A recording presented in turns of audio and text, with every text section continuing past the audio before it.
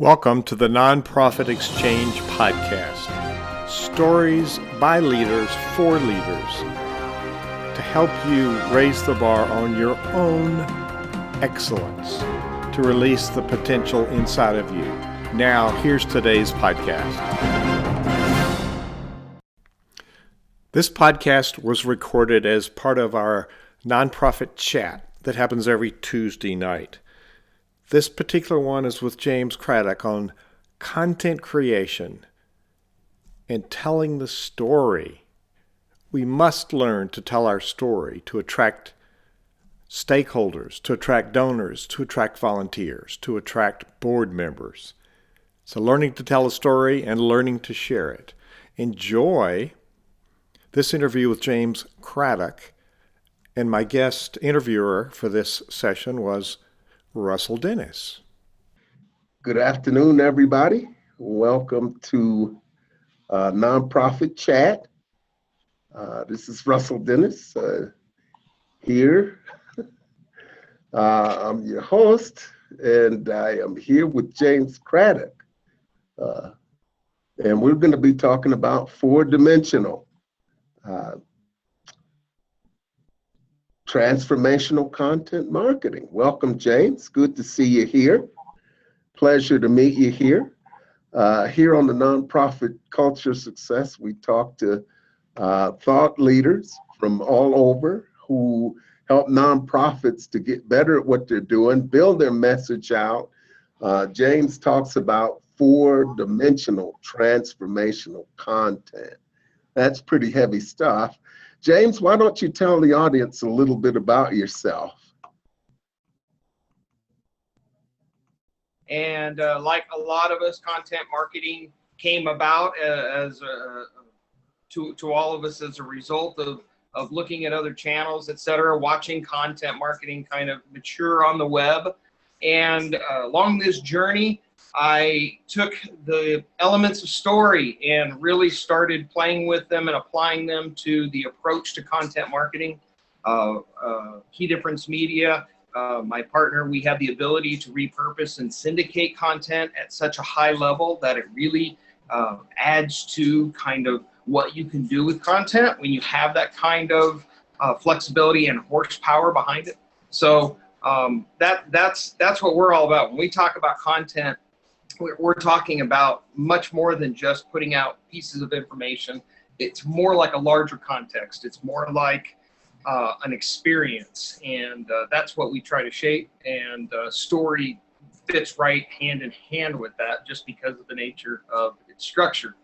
So we have taken that and gone even a little further and created offline and online experiences around it. And we just think that the future of content, the future of the web, in this world of Industry 4.0 and the Internet of Things and things of that nature, is going to catapult us into a whole new paradigm, I think, creating brand new opportunities for people that might have kind of run out of rope in the existing paradigm and things of that nature. So that's what we're excited about.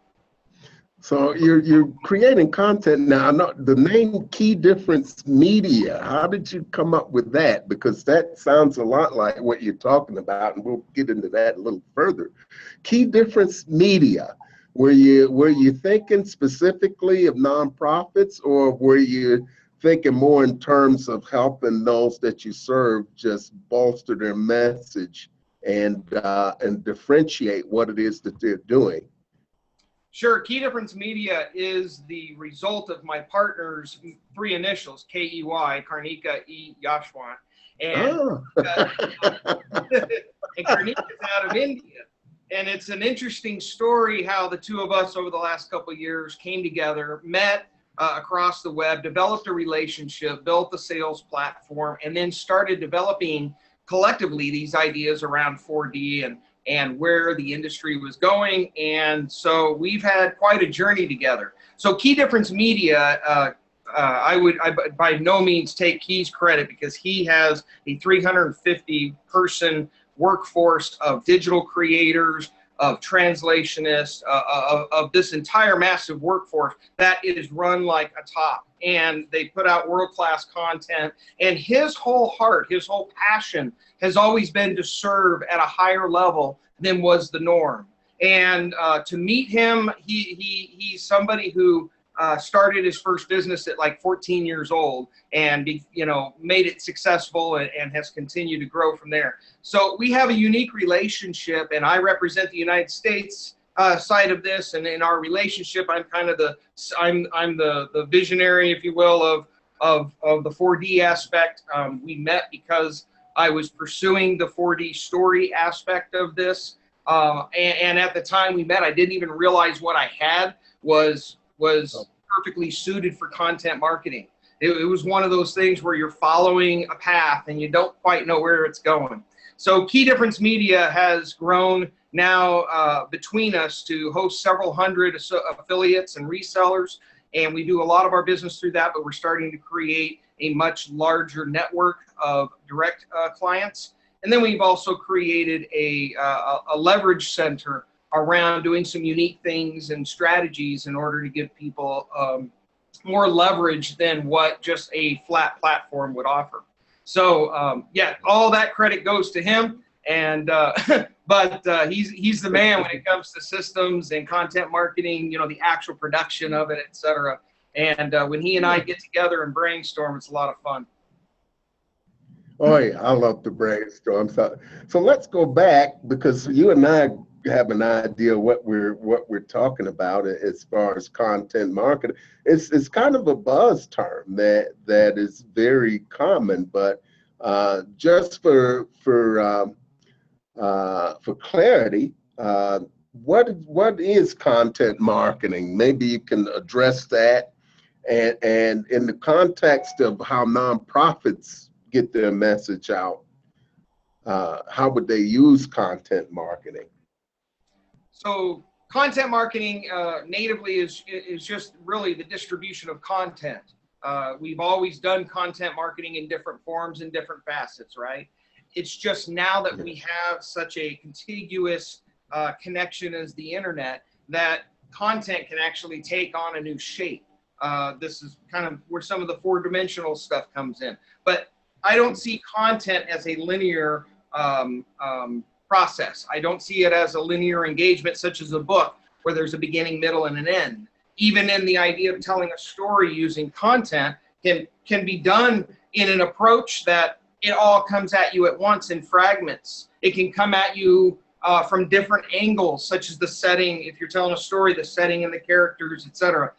and content, to me, is the ability in digital space to create a context. And really that's what a story is, right?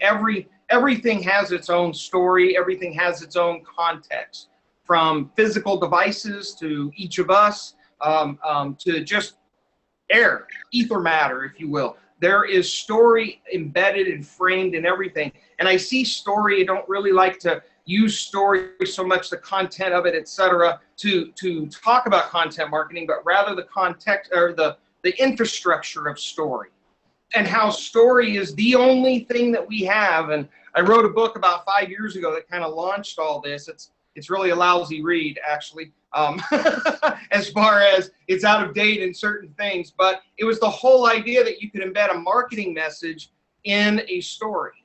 And the process of that helped me unpack the power of story when you approach it with its infrastructure and let its infrastructure kind of create that context among your content. And when you do that, now you have more clarity, because you actually have a coupler that is intended to couple with the human spirit, that's intended to translate for us at higher levels, compassion, empathy, and all these emotions that a marketer innately, is trying to bring to the surface so that we can make decisions at that level.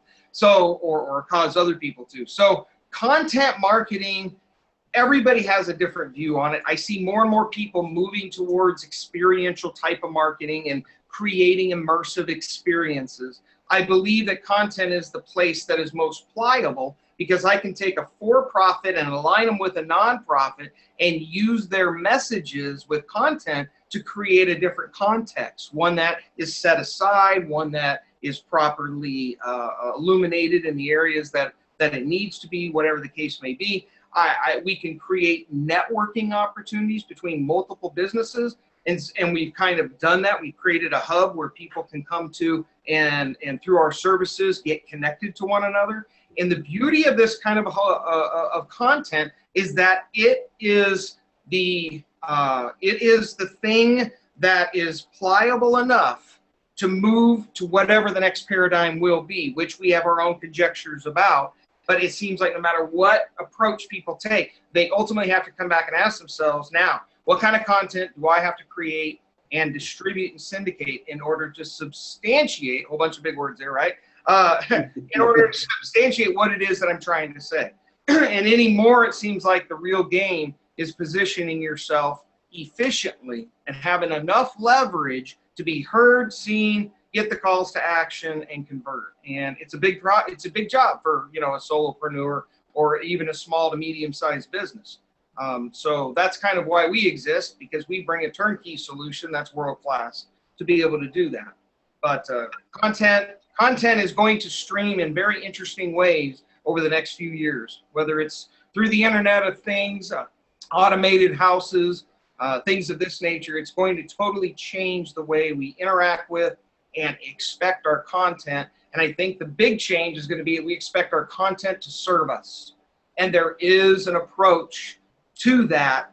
And what's interesting is that approach requires us to serve others. And I think, so I really have this huge, we have collectively, we have this huge belief that there is the ability to use content in such a way that you can serve better and have a higher impact, bring nonprofits into the frame of the conversation. I get chills thinking about it, and literally put that power into something that can impact while it generates revenue. The whole model is changing in business to be holistically minded. It's changing in medicine. It's changing in many different ways. And us being able to package all of that together is what, and with a real concern, we really want to see these nonprofits and for-profits come together and do something that makes sense. And it can all be done in digital space with content, just using really good, you know, strategies and having your story straight. Anyhow, may have over-answered that.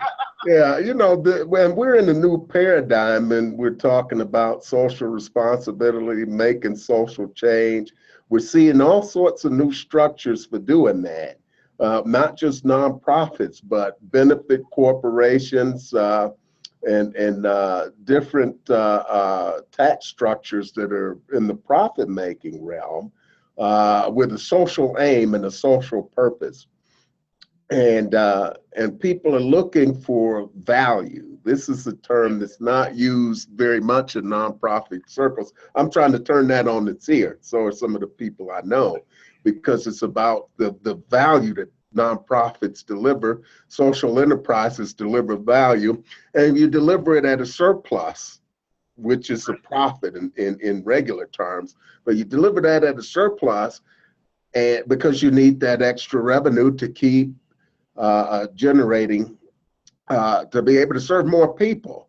So in the context of marketing, as it were, for nonprofits, it's telling their story. It's telling the story of the people that they serve, and it's all about telling stories. It's about reaching the people that they're talking to, whether it's folks that are going to get their services, folks that work with them, donors, the community at large. All of these people are in different places. And so it's important to have a strategy to reach all of these people that's grounded in your values and your purpose and the things you started your nonprofit to accomplish. So that's very critical. And being able to communicate what that value is and connect with the stakeholders is very important. For smaller organizations, you got to duplicate yourself as much as you can. And a lot of people are afraid of technology because it's there, it's powerful, but you really have to partner with people who understand how it works.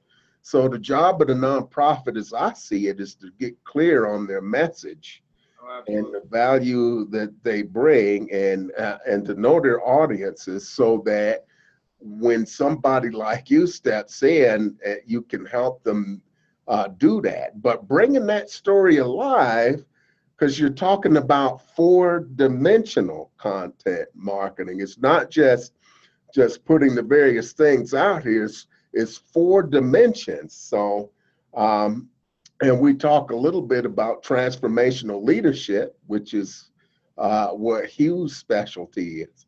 But the transformation and nonprofits and social enterprises are created to transform people's lives in a positive way. So when we're talking about four-dimensional content marketing, making some type of transformation, what is it that makes four-dimensional content marketing transformational, and why is that important? So there's a number of things that come into play when we start talking about 4D. Part of it is just as I had described, the syndication process and structuring of your content, whether you're literally telling a fictional story, which we have a process for, or whether you are what we call shareable journeys, talking about the stories that come out of your product, come out of your nonprofit, come out of the results of whatever you're doing. By being able to embrace that emotional paradigm and create a context with your content, as opposed to just linearly trying to put messages out there, understand that you are over a 6-month period of time, you are drilling down into somebody, and you're bringing somebody to a certain place and inside of a certain way of thinking and a way of perceiving you, etc. So we have a product called 4D Story, which is the essence of our four-dimensional content marketing, which is where we take a fictional story and we literally map the marketing message into the characters. And the protagonist is the customer, and the antagonist is not your competitor. It's the inability to be known, liked, and trusted. And there's a number of the model kind of looks like that. And we take those elements of the marketing message and we structure the characters to represent that. And by doing this, by giving it a theme and a setting and a plot and conflict and mapping out the story campaign across a period of time, what's happening is that story gets followed in social media and it gets released little by little, and you can engage with the characters online. You can they can influence you. The scenes are each very small and very compact across social media and across all these different type of channels, whether it's video or images or text, etc. What happens is, a little by little, that story starts to bond with you. And because we've designed the characters to carry a specific aspect of a larger message, we very much control the context. And by controlling the context, I've found that you can literally, once you've got the context dialed in, you can control the results of that context.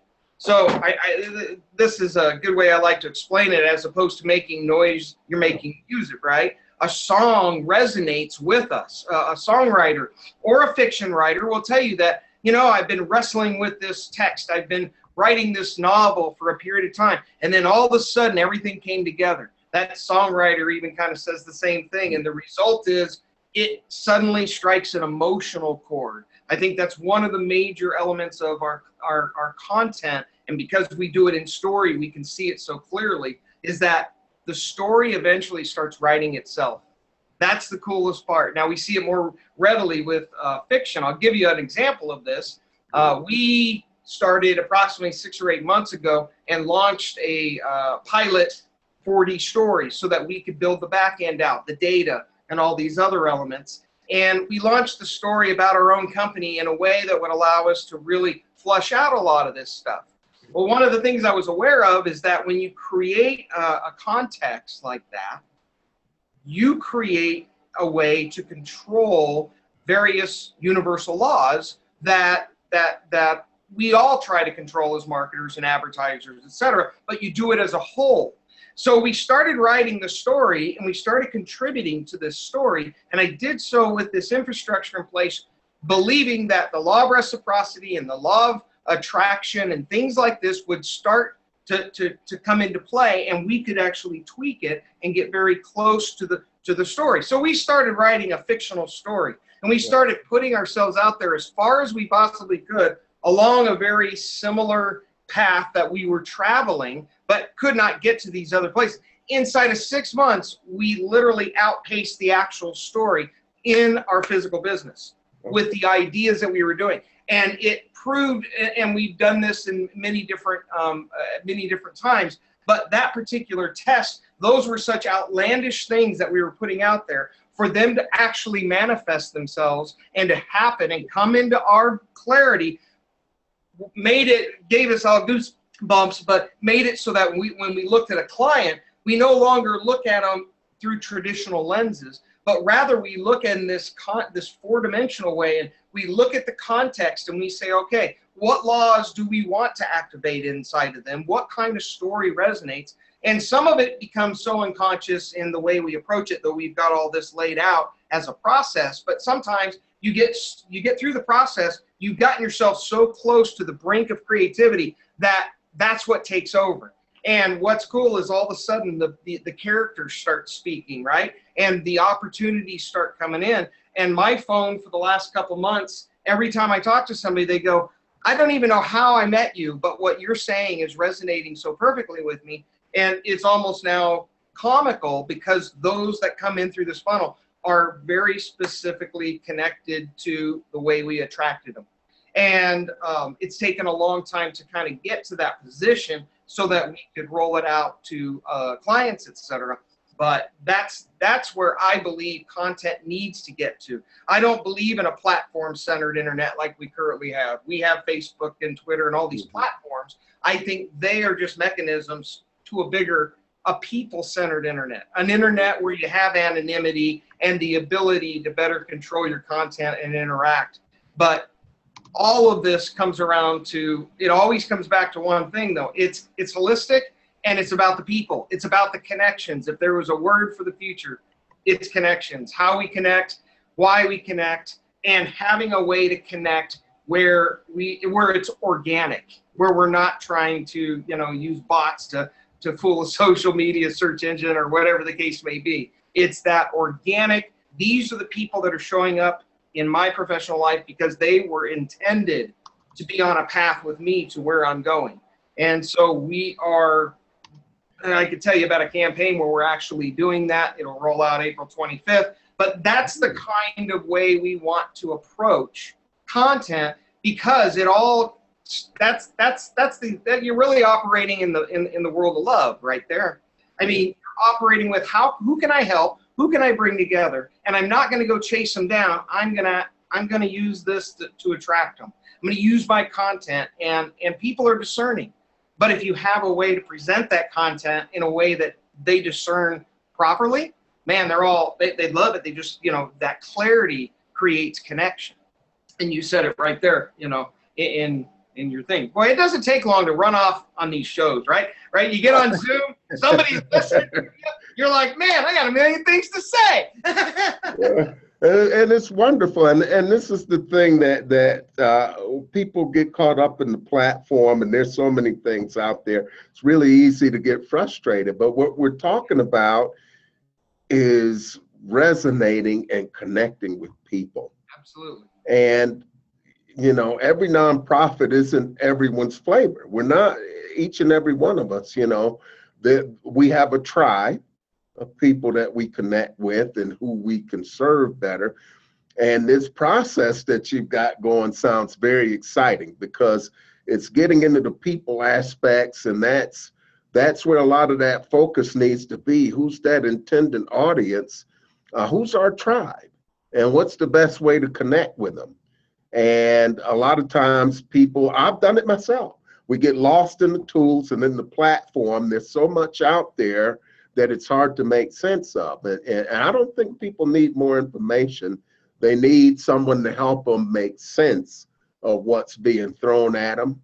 And so this process of yours sounds Absolutely fantastic, because it's all about the process and connecting. And 4D, and you talked about how this whole creative process just kind of kicked in and took over. And I know you're working with a lot of different people. So as you fine tune this and you rolled it out, talk a little bit about, maybe do a little bit of comparison and contrast with two people that you've taken through this that comes to mind, where they were wildly successful, but the approaches were almost completely different, just for illustration purposes there. Sure thing. Thank you for that opportunity. I'm going to tell you about a client that we're going to launch on April 25th. She's an author, second time author.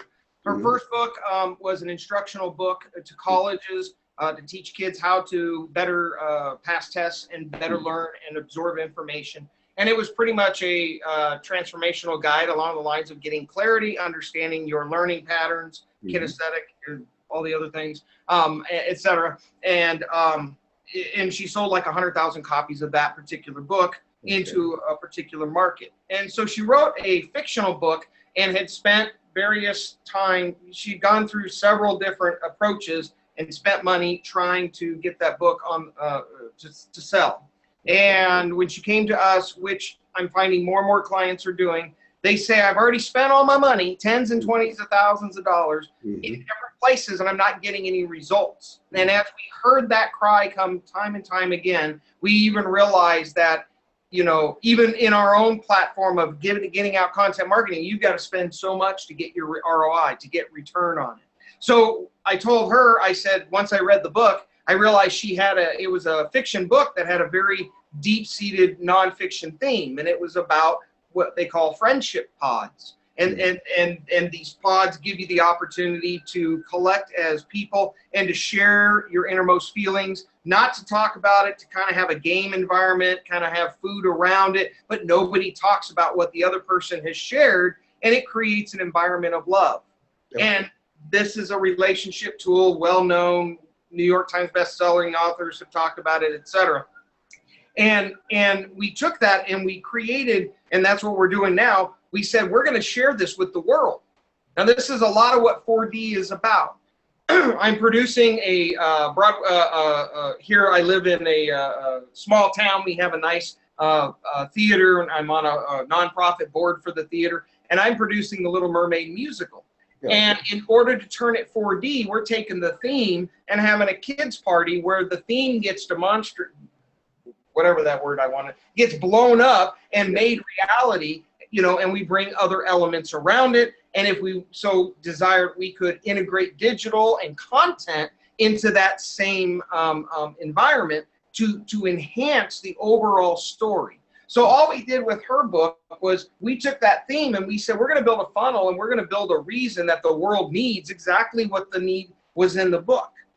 It doesn't matter what the book is, what the theme is, the business, the film, etc. They all come down to a particular perspective, or as you said, a message. And you take that message and we can extrapolate it. So she launches April 25th. But what is cool about this is in the process, in order to gain more leverage, I realized the only way you're going to gain leverage is to have better connections and have more people and more resources around that. So what we did was we opened up these friendship pods that we're constructing for her in digital space. We're building a content marketing program to support it. That created an environment where other coaches and other support members can come in and participate in a co-op aspect of this marketing campaign. So instead of this coach having to spend the full sum that this person has spent, and this person, and all of them hoping that they'll win, we bring that together. Smaller increments make a bigger whole. And the key is that content is pliable. So we can take a digital screen and put the two of them together, and it looks like they work together every single day. And of course, they have to be in conjunction, and they are type of thing, but it creates a perfect foundation for saying this is what we're doing and creating a movement and creating something that's bigger than just content. Content is there to build a house. Let's build something that does something. And so that creates this network kind of approach. Now from that, you can take these same exact people and have an amazingly successful retreat. You can have an amazingly successful online program, whatever you want to do. The key is the connection, and it's creating those organic connections. And what I find is when people come into this space, when it's organically connected, and especially if they're holistic minded and understanding that things are moving and shifting, if they come into the space that way, they come in with a different attitude. They come in with kind of a more open, wanting to serve, wanting to help, wanting to contribute, and it makes everything work so much better. So I think the future, and so that launches on April 25th. But like I said, already we've gotten more movement in that campaign. You don't have to wait for the website to be built. You can now start talking about what this group of people are doing, what this unification piece over here means, and why this is going to matter to the world. And we go out and we're recruiting nonprofits who can't, who serve the deaf.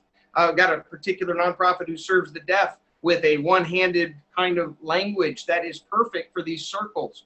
And these circles are going to be basically network nodes that businesses will be able to implement into their companies, and entrepreneurs will be able to pull people around. So the success, and this is all still relatively new, so I can point to a litany of case studies in what we call the 3D world, but we believe that all of that is shifting to where if you don't know, have the ability to connect with people and work at very high levels and be able to trust and to put money on the line and really move together as a force, then you're going to be up against the guy with the big budget. Because right now it takes that kind of a crowbar to be able to make that kind of an impact. But the truth is, you don't need, as I say, you don't need artificial intelligence that costs tons of money. Ethereal intelligence that just requires a whole bunch of mind power, and strategy and placement and connectivity, that can make all the difference in the world. Oh yeah. Well, when I talk in terms of people, it's time and talent. There are a lot of communities. I belong to more and more communities of groups of people that are just kind of turning into a spider web on Facebook and LinkedIn, just all of these their affinity groups, and people are connecting. But this is unlike 4D. Is that connection and engagement on steroids that you're not seeing in these other groups. A lot of it's due to the platforms. There are a lot of platforms, and each platform has sort of a specific use and specific communities. And so I think that's probably sort of led to the problem of the platform. But particularly with these smaller nonprofits, they got talent and they got time. They don't have a lot of treasure, and building a team can be tough. So by doing this through 4D and having people connect to one another, they don't need all of the resources, but they can come together in a way that hasn't been available before to collaborate, and it would help each one of them grow. And this is really exciting stuff, because some 25, 30 years ago in the nonprofit world, when you had groups of 2, 3, or 5 nonprofits coming together to do a project, that was exciting because it was something that was new and different. Now the order of the day is that collaboration is expected. They don't look for lone rangers. Even the largest organizations out there that are doing nonprofit work and social benefit work have partners, because they understand it's sort of a public-private thing. And corporate America is really stepping up, because, as you know, the government's backing out of these things. There's just so many problems. They can't always solve it. On the other hand, the government seems to have slightly deeper pockets. And so corporate America, like anybody else, things have to be done where it generates a return, and they get results or gets them in front of people, creating what I call win-win-win scenarios. The people you serve indirectly, the people who work with you internally, and all of the the people that pay for your projects. So this is fantastic, and I think that the way you've explained that, it really highlights what 4D is and how that can actually help people. And so what do you see as the next phase? Because you're really fine tuning this, and it's sort of working and becoming a part of the DNA. Have you thought about how you're going to discuss this with nonprofits so that they understand the real power of it? How are you going to approach that? And particularly with the smaller ones, because they're going to, when they look and they see top shelf type technology, they spin out. It's like, oh my God, look how slick that is, and how well that. There's no way I can afford this, or there's no way that I can do this. How do you speak to those fears and assure the folks that what you're doing there can really help them without, how can I put it, without taxing them to a point, both emotionally and mentally and financially, beyond their capabilities? Sure.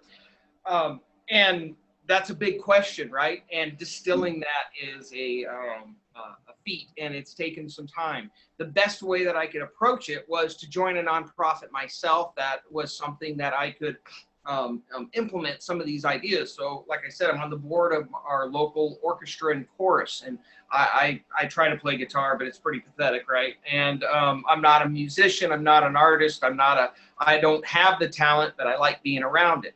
And so being on this board and getting to be in charge of the marketing, I've been implementing some of this stuff.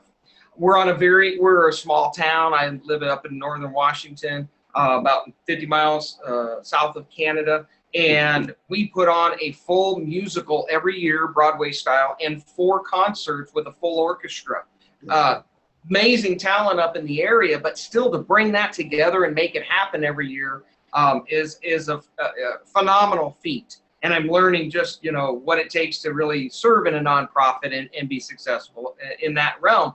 But what we've done is we've utilized this scrappiness and this idea of 4D to give us more leverage. So I've gone an hour away and created a relationship with a different media company in a local resort town called Chelan. And the media company is called Go Lake Chelan, right? GoLakeChelan.tv. And when our nonprofit, and this is what I want to tell your small nonprofits, because I get calls, our funnels pick up people from doing nonprofit work in Zimbabwe, Australia, UK, or over here, and everybody always calls with the same, issue. I don't have any money, I can't get, to the next step without money, blah, blah, blah. And what I'm saying is there is the ability to stair step your way, and there is the ability to write down your goals and to attend a proper organization, and to get, if it's 2 people, get them more unified and connected better so that they are walking in the same step and they have some leverage over the situation. So whenever we take on a client, whether it's nonprofit or for-profit, we go through an ROI process. We want to understand where they are with their budget and what kind of ROI they expect and at what point. And once we have a spreadsheet for it, we've got a whole myriad of ways of approaching it. So by the time we get done with the plan, everybody's shaking their head going, hey, we found enough leverage to overcome the market, and this plan for producing ROI with our investment is solid, and we move forward from there. Well, you can do that if you only got $1. We've all heard of the red paperclip that got traded up, right, all the way to a red Porsche. It's that same concept. So we had a retreat at the beginning of this year, and our director president asked everybody to write down what you want to accomplish. Well, I had this great vision for bringing musicians together, giving them a place to perform, and then amplifying them by streaming them out to the web, right? And I'm telling this to my board a year ago, and of course everybody's looking at me like, yeah, that's a huge undertaking. We're over here doing all this other stuff, and but I believed in it, and I believe that when you create these kind of contexts, that you can manifest that kind of thing. Well, as time has progressed, the year isn't over. I've established this relationship with someone I didn't even know who had spent the last 2 years and well over 6 figures building an entire platform to promote musicians and broadcast them to the world across HD live stream TV. And that relationship is now budded into something very significant to where they also now, we can add live streaming TV to our own professional experiences, and that's part of the content process for us, etc. But by putting out the intention and putting yourself in alignment and understanding, what your core values are, what your mission is, what your vision is, and spending time every day clarifying that vision. Because I find the most powerful thing for enacting the easy, the most business for the least effort is clarity, right? Because that is where the connections are made. And so for every nonprofit, whether you have the funds or not, there's the ability to put models in place and to put relationships in place, and not to force those, but to create an epicenter. I call it a beehive. And get your people around a cause and a belief, something that stirs them, something that will make the hair stand up on the back of them, and define it and build a path to get there. And don't worry about how you're going to get there. And I'll tell you, I don't care how you approach it and how you approach faith and how you approach what believing in a vision can do. Every nonprofit has the ability to take into their bosom that which they believe in and hold it much tighter. And shape it and polish it and feed it and do whatever to that, and let the opportunities come to you. And to me, that's what content is. All we've done is taken in passion and reverse engineered with all what we know about technology to create a platform the masses can use, from Fortune 100 all the way down to an entrepreneur. But the reality is we're just, I call it agape alchemy. We're trying to take true compassion from each one of us. Every single person has something in them that is more special. It's got the weight of an atomic bomb in it. And create a way to bring all of that together and share that with the world, share it with the people that you want to impact, that you want to influence, set your boundaries, create your context, and just go do it. And it's truly amazing who shows up, what shows up. And in this world of content and digital fluidity with our relationships and what we can do, there's nothing that can stop you. And, I get that when you get into the technology, you need the funds to be able to put somebody in place to handle it. The question is just step it. What do you need the first $500 for, and what will you do with it, right? And then how do you go get it? And there are so many different ways to create sponsorships for what you're doing. If you put out an entire plan and you write it, there's lots of great business plan software out there, and you lay that vision out. I know Hugh teaches and has a great workbook and a structure. It's all about the magic of once that vision is materialized in a framework in front of you in paper, that the universe comes and says, oh, this is part of. And the reality is you just figure out where you need to put that first $100, $500, and you go find people that you can share your passion with. We literally are in the process of producing a show where people can share their passion, and that's the contest. And the contest is that whoever can share their passion the most will get behind and bring that passion to life with the necessary funds, right? Because anybody that can truly inspire with what it is they believe and won't give up will always find their way to the finish line. So getting with people like yourselves, being on this kind of a show, being around Hugh, for me, has just been amazing, just because he is a story of himself. The integrity with which he goes after his leadership principles doesn't change. I bet you, it hasn't changed much in 30 years other than updating with the technology. And that resonates, and it has an unconscious effect. And honestly, if you don't look at your entire approach to marketing, that you are unconsciously trying, not even trying, you're attracting people because you're working on serving and doing something and making a difference at some level, then you miss the whole boat. Then you'll spend a lot of money doing content marketing and maybe not getting the results you want. But I'm serious, when you find that theme and you wrap around it, everything makes sense, and the paths get cleaner.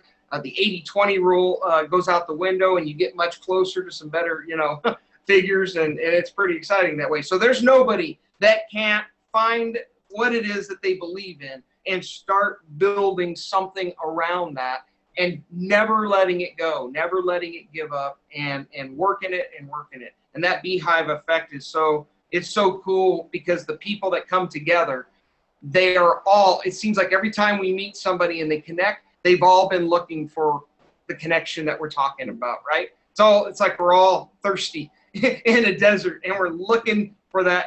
And it's a cool drink of water when you connect with those people that are on that same path. And so, yeah, you've laid out in great detail what 4D leverage is all about, and how people come together and do these things. And so what we're talking about are really some of the principles that I talk about in 4 Steps to Building a High Performance Nonprofit. That first piece being building that foundation. And that's where you get clear on what that passion is, what that drive is, what it is that you bring to the table, and how that all fits together, and who you are, and what's important to you. Hugh's guiding principles that he talks about. I look at what drives you to do it, and then you create these action plans to get it done, which is that second step of building a high performance nonprofit. It's really important to get that why, because when that why is really that strong and you got it, this just has to happen. I might not know how, but I'm going to find somebody that can help me get there. And Key Difference Media sounds like somebody that can really help us hone in on that message. And I know that a lot of times when I've been in a lot of networks. I met Hugh in CEO Space International, and I've done a lot of different types of networking events where people are just shoving their business cards at you. They don't even stay to listen to what you're doing. I mean, they just kind of, okay, do you buy widgets? Oh, you're not a manufacturer? Okay, have a nice life. I'm out of here. I got to go talk to people that are buying widgets. I'm not really interested in talking to anybody else in the room. But the service mentality, when you come in and you start thinking, I'm not selling things, I'm talking to people, and what I do, and it's just become a part of my DNA. When I go to any event, it doesn't matter. It could be a local event, it could be CEO Space, it could be another network where people are like-minded, and I'm running into more people. And you pointed this out. When you set an intention and you got this need to serve, and you're going out here, and the universe opens up, and you start getting more clarity around that. The universe just opens up, and people start to appear.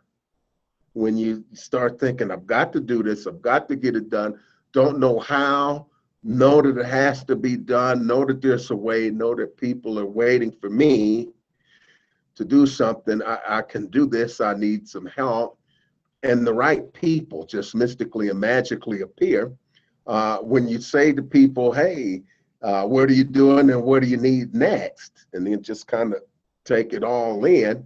And I do that a lot on social media. I managed to grow some followings on some platforms, and I get almost no response. Thank you for connecting. Glad you looked at my author page or whatever. What are you up to in 2017 and how can I serve you? Almost nobody responds. I don't know if they think I'm full of poop but people are not used to that. And so this is why 4D, I mean, the time has come for 4D and 4D leverage. The time is now for that type of thing. Building communities and finding the structure, finding the way to do that, because a lot of solopreneurs like myself have been growing their impact or trying to grow their impact, and small nonprofits are trying to grow their impact and they're not making any progress because we need each other and to work with other people. So it's starting off with a mindset that I'm going to serve and I'm going to work with other people. I can't do this by myself. I want to work with others to grow something here that we both believe in, that can go to the next level and help people. So, and thinking about that, I don't know if you run across that type of thing, but in that situation where you look at people or you're talking to them and explaining what 4D leverage is all about and how you have these pieces where people come together to collaborate, and you see somebody, maybe they're confused, maybe they're giving you a lot of reasons why they can't meet their vision. How do you approach those folks? How do you sort of address those fears and try to assuage them so that they understand a little bit more how the 4D leverage can really get them beyond these places where they're stuck? What we describe it as is we build a bridge to each person's potential, whatever that is, or each business's potential, and we try to find that. In answer to your question, 4D, we had to put some practical systems in place. So we have, number one, an affiliate program. So when we meet a business, maybe it's someone who is trying to run their own business, right? Trying to do all the things that have to be done, and they're trying to be a coach or an author or even sell a widget, whatever the case may be. And you could just see the disparity in their marketing message and their technology and all these other pieces. So they haven't generated any income. So we created an affiliate program so we can come up behind them and say, all right, we can offer you products that you can sell behind the scenes in what you're doing, and you can generate some revenue. We have a commission structure.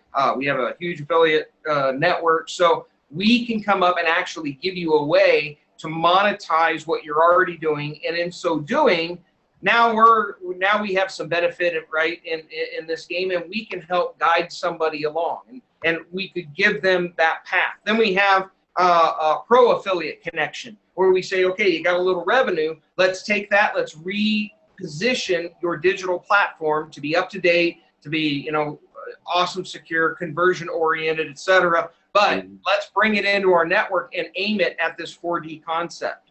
And there's several, depends on who it is. We have a different approach for each person, but we basically have that connection. Then we have the next stage where we could bring you into an existing platform where somebody else is already running a campaign and you have something to contribute.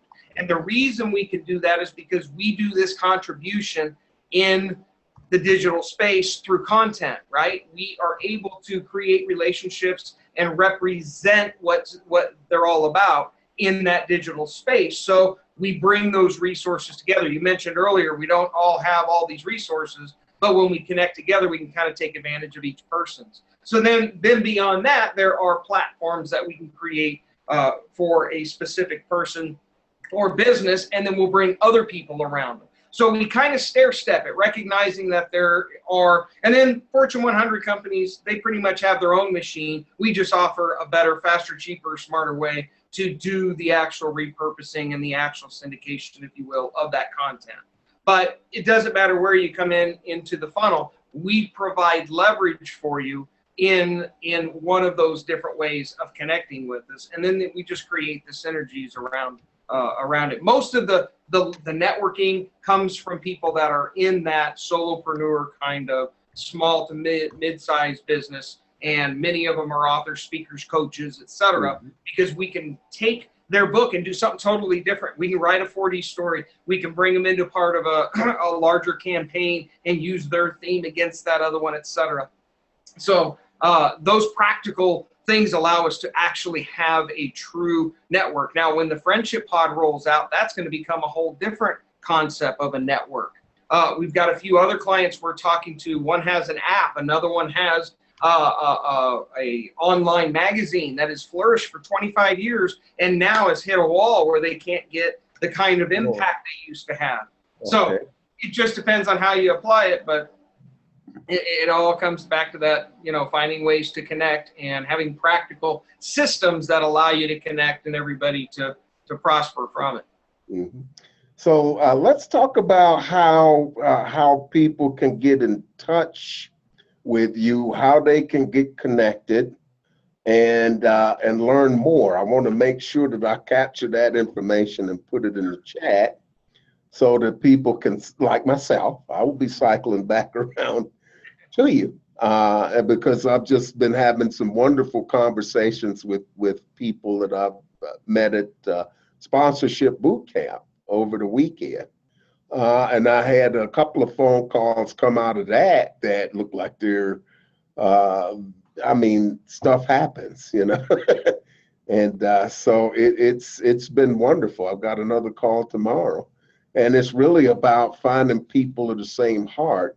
So what's the best way for people to reach you and and get connected? How would they get started, and so on and so forth? Sure. If you go to keydifferencemedia.com, KEY differencemedia.com, from there you can opt in and you'll opt into our email funnel, and within those emails there is a connection, a call to action on each one to connect with my calendar. Mhm. If you want to go directly to my calendar, you can do keydifferencemedia.com/James-Connect. But the easier to remember is just going straight to the website, opt into the email blast, and you'll get connected to the same to that same calendar. Okay. So yeah, they see the calendar there. So all of the information there on how they can get a hold of you. And of course, you're doing the same thing I do. I hold what I call discovery sections with people where I sit down, talk with them, because I have to ask a lot of questions. And a lot of people underestimate their brilliance. Yes. It amazes me. I go to events and people tell me what they're doing, and I'm just like blown away. It's like, whoa, I know people you should talk to. And so I send out all of these messages and try to get people connected. And, I don't know what'll come of that, but it's important for me to have that service first mindset, because people, it's a way for that you kind of come top of mind. I think these things just kind of, everything fills itself in when you're in that service mindset and people come together. And I've seen some wonderful projects come out of these collaborations. And so there's strength in numbers, and the whole is always better than the sum of its parts. And the 4D leverage sounds totally like that. And speak a little bit, if you would, to how you see 4D leverage, the actual multiplier effect, or in real terms, that it can produce for people. Well, the idea behind 4D leverage came about because we needed more leverage, simply put, and we needed to be able to get that ROI at a significantly lower investment cost, if you will. And right now we calculate that to be, the way we're approaching it, to be roughly 10x leverage. Now, it could be exponentially more, but given the dollars and me playing with the numbers, this approach, if somebody is connecting to somebody else's campaign in this way, they're paying about a tenth of what they would to be able to have the same impact and to be partaking of the same kind of element. So right away, there's this 10x opportunity to get more leverage. But then what we do, and what we've noticed, is we're not just a marketing company and a digital platform anymore. I get involved in each client. I start talking to other people, telling them, hey, this is going on over here, and bringing people together and setting up calls and watching them, find their own value in each other and taking it to another step. So it's a multi-dimensional approach. I'm their sales guy, I'm their marketing guy, I'm their confidant. Sometimes I'm their bartender and their psychologist or whatever. I'm listening to the woes. But that's what it takes.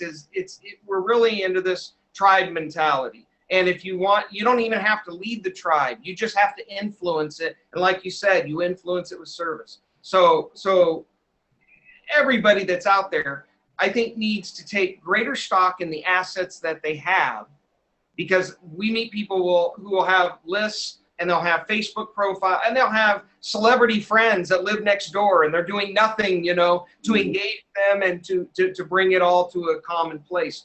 And again, the key to that is to be well planned out, and to have a good solid foundation and work on the beehive. Because if you don't have all that, you could be living next door to Michael Jordan. He's not going to want to get involved in what you're doing. But if you're doing something and he sees that activity and the success, even if it's small, those little things will lead to the bigger things. And that's what people naturally gravitate towards. That's the natural path for nonprofits. A lot of them are small, but it's just, if I can get that one project that makes the difference in a few lives, and I can get a string of these projects and it's making the difference in a few more lives, that track record of success comes, and building the relationships increases that credibility that all of the people in the group have. I love the beehive concept when you talk about a beehive or an ant colony where, it's everybody's working for the greater good. My philosophy is that you can accomplish a whole lot if nobody's obsessed with who gets the credit. Yep. And there's so much scarcity thinking in some circles that becomes difficult. And the scarcity thinking is not the result of people being selfish by any stretch of the imagination, because especially with smaller nonprofits, these folks are on the front line dealing with some really heavy problems that some folks are some of the worst off in our society. And they're getting up every day and they're not sure how they're going to do it, but they're just pushing through because, got to pay it forward. I got to try to help others. But it's important to think in terms of the flying principle. Put your own oxygen mask on first before you assist others. And this is really critical for smaller nonprofits. And they don't always have the resources to hire difference makers that have a whole lot to bring to the table. I love what you're doing at Key Difference Media, because 4D leverage is what smaller nonprofits need, because there's a lot of talent out there. And just by bringing it together, the building blocks, but the fear that has to be overcome is working with other people. This notion, somebody's going to steal my idea or something like that. Nothing new under the sun. Hey, there's nothing new under the sun. It's just, you just get out there, you approach it, you have some trust in it, and you trust others, and you guys are you're a master relationship builder, and you found some technology to find a way to help take some of that financial pressure off. Now the conversation is on those things that bring the excellence. It's having that vision, making the effective action plans, keeping track of what you're doing, because that's a piece of what you help people do. You can see how effective that content is and make adjustments. And through that, people communicate the value you bring. They've gone all through that cycle of building a high-performance nonprofit. What you're building is high-performance tribes of small businesses and nonprofits. And it's all about the tribe and making those things happen. Beautiful stuff, beautiful stuff. Any closing thoughts? Because this has been a very short hour. I'm excited about what you're doing. And I think other people should have a look at this, and I'm looking forward to talking with you some more. Any closing thoughts you have for our audience out there tonight? I've been talking to more and more people who are struggling to make that ROI happen, and there's a fine line between, as you said, giving back or paying it forward and benefiting from that, and codependency, right? Of just putting your heart out there, asking yourself, why is it not coming back? And I see people do this a lot. And what I discover is that they don't have a context to reap it is easy to activate the law of reciprocity. It is easy to activate it. It's harder to gather up the fruit and utilize it. And that's what requires, as Hugh teaches, as you teach, that's what requires that context, that infrastructure to be able to know that you can go out there and put yourself out. And when that starts to yield fruit, you can take that fruit and apply it to the bottom line, apply it to your vision, your hope, your agenda, whatever you're doing. And a lot of people miss that. I relate it to the golfer who, when he is in the zone, can swing that club, hit that ball, and it goes right where he wants. But they call it a power leak when a golfer move. I don't golf regularly myself, but when you change your stance or you don't have that exact perfect flow, you have a power leak. A lot of the power that was going to go into the head of that club, leaked out your elbow, it leaked out your hip, or whatever. And we do that in our organization, sometimes much more critically. We look like, Adam Sandler trying to use a hockey stick to hit that golf club because we refuse to come together. We fight, we have our agendas, we have our pride. Like you said, pride, that lack of humility is probably sometimes the biggest thing that we butt against, both in our own lives, etc. But yeah, get into the flow of what you're doing, find your, identify that passion, clearly identify it, visualize it, talk about it, write it down, and then build a path to get there. And if by all means you want to have a conversation about it, I'll get excited with you because I do that naturally. And I love what everybody's doing. I think everybody's got the potential. Let's go after it. Oh yeah, making a difference is fun. It really is. And it's been wonderful. It's been marvelous talking to you. And yeah, ask for help. A lot of people think that they have to have all the answers, but my philosophy is that the smartest people in the room are the ones that ask the best question. And when I'm the smartest guy in the room, I run like hell. I've got to find another room. And yes, but a good room to run into will be the room that you're in. So thank you, James Craddock, for your service. I look forward to talking more and learning more about what you're doing here very soon. And I'd like to thank everybody in our audience who is here today. So stay tuned to this network. We'll be here next week where we're bringing you more fantastic people like James to tell you how to help you, to offer you resources and thoughts and insights. So there it is, keydifferencemedia.com, where you can learn more. And as always, the Cinevision Leadership Foundation and russelldennis.com is where you'll find me. So until next week, this is Russell signing off. Thank you very much. Thanks to Russell for a great interview. Go to iTunes and review our podcast. We'd love to hear what you think about this podcast, and stay tuned for the next episode of the Nonprofit Exchange. Sometimes it's a direct interview, and sometimes, as you just experienced, it's our live nonprofit chat. For more information, go to nonprofitchat.org. nonprofitchat.org. We'll see you on the next episode.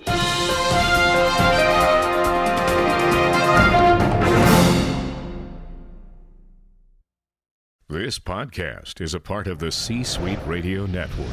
For more top business podcasts, visit c-suiteradio.com.